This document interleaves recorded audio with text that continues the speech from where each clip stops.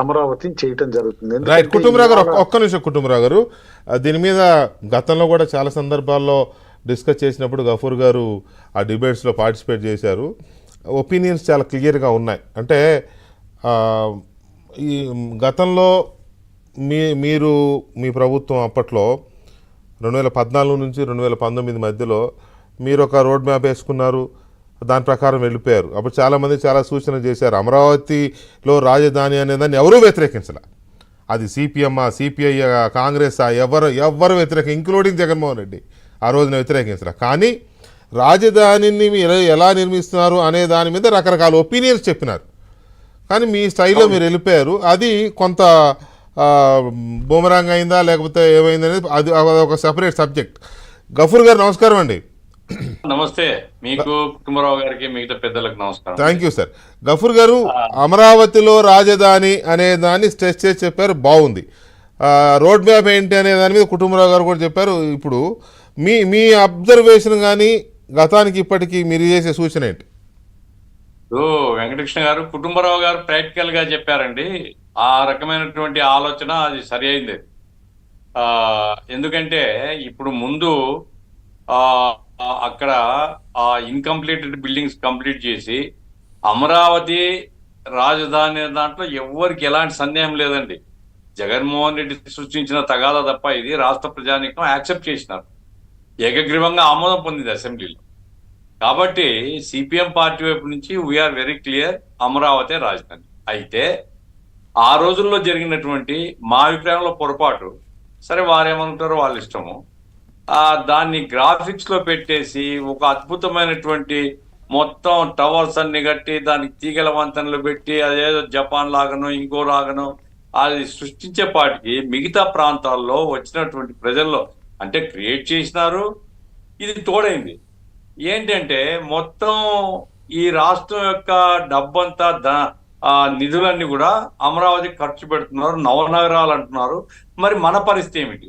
మన ప్రాంతాలు అన్యాయం అయిపోతున్నాయి, మన ప్రాంతాలు వెనుకబడిన ప్రాంతాలుగా ఉన్నాయి అనేటువంటి ఒక ఆవేదన ప్రజానీకంలో వచ్చిందండి. రాయలసీమలో ఎందుకు అంత వరస్ట్ గా తెలుగుదేశం డిఫీట్ అయింది పోయినసారి అంటే కారణం ఇది. రాయలసీమలో బాగా క్యాంపెయిన్ జరిగింది, నాకు తెలుసు కదా, బాగా క్యాంపెయిన్ జరిగింది. అటువంటి పరిస్థితి రాకుండా ఇప్పుడు అమరావతిని రాజధానిగా అందరూ యాక్సెప్ట్ చేస్తారు. బేసిక్ రాజధాని ఏవైతే మనకి ఇప్పుడు తక్షణం రాజధాని ఫంక్షనింగ్ కావాలనో, క్వార్టర్స్ కావచ్చు, లేకుంటే ఇతరత్ర ఏమేమి ఇన్ఫ్రాస్ట్రక్చర్ కావాలనో ఇటువంటివి చేసుకుని, అట్లా కొలనుకొండ నుంచి ఆ రోడ్డు వచ్చేటువంటిది యాక్సెస్ ఇప్పుడు కొంచెం ఇబ్బందిగా ఉంది. అట్లా కాకుండా హైవే నుంచి యాక్సెస్ వచ్చేటట్లుగా ప్లాన్ ఉంది. దాన్ని ఆ రకంగా ఒక ఇన్ఫ్రాస్ట్రక్చర్, బేసిక్ ఎమ్యూనిటీస్ అన్ని కూడా అక్కడ క్రియేట్ చేయడానికి ఫస్ట్ ప్రయారిటీ ఇవ్వాలండి. ఆ తర్వాత రెండవది ఏమంటే నవనగరాలు అనేటువంటిది టీడీపీ వైపు నుంచి ఆ ప్రతిపాదన, ఆ మాటలు ఉచ్చరించకపోతే మంచిది. ఎందుకంటే నవనగరాలు అంటే ఇది రియల్ ఎస్టేట్ ప్రాజెక్ట్ అని వస్తుంది. మీరు రాజధాని అమరావతి అని చెప్పడానికి ఎవరికేం అభ్యంతరం లేదు. రాజధానిలో ఫేజ్డ్ మేనర్ లో ఎట్ట డెవలప్ చేసుకోవచ్చు కానీ రాష్ట్రంలో వెనుకబడ్డ ప్రాంతాలు, ఎందుకంటే వెనుకబడ్డ ప్రాంతాల ప్యాకేజ్ ఉంది విభజన హామీల్లో, అది మర్చిపోయినారు. టీడీపీ మర్చిపోయింది, బీజేపీ మర్చిపోయింది, ప్రజలు మర్చిపోలే. ప్రజలు ఏంటంటే మరి మా వెనుకబడ్డ ప్రాంతాలకు ఏమిటి అనేటువంటి ప్రశ్నకు ఆన్సర్ దొరకలేకపోయింది సార్. ఈసారి ఆన్సర్ చూపించాల. ఇప్పుడు చంద్రబాబు నాయుడు గారు మాట్లాడిన దాంట్లో కూడా కొత్తగా ఏంటంటే ఫైనాన్షియల్ క్యాపిటల్ అనేటువంటిది, క్యాపిటల్ అంటామా లేదా అది వేరే, ఆ నగరాన్ని మనం ప్రత్యేకంగా అభివృద్ధి చేసుకోవాలనేది ఎవరికేం అభ్యంతరం లేదు. మరి క్యాపిటల్ అంటే 2 క్యాపిటల్ 3 క్యాపిటల్ వాడుక భాషలో, కాబట్టి వాడుక భాషలో ముంబైని భారతదేశానికి ఆర్థిక రాజధాని అంటారు. వాడుక భాష ఆర్థిక రాజధాని ముంబై, దాన్ని ఎవరు కాదనరు. అవునవును. అట్లాగా వైజాగ్ డెవలప్ చేసుకోవడానికి కూడా ఎవరికి అభ్యంతరం ఉండదు.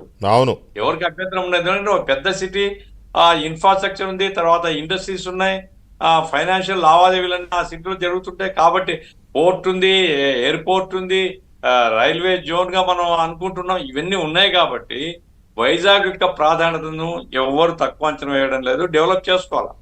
అదే సమయంలో అందరూ గుర్తించుకోవాల్సింది ఏంటంటే రాయలసీమ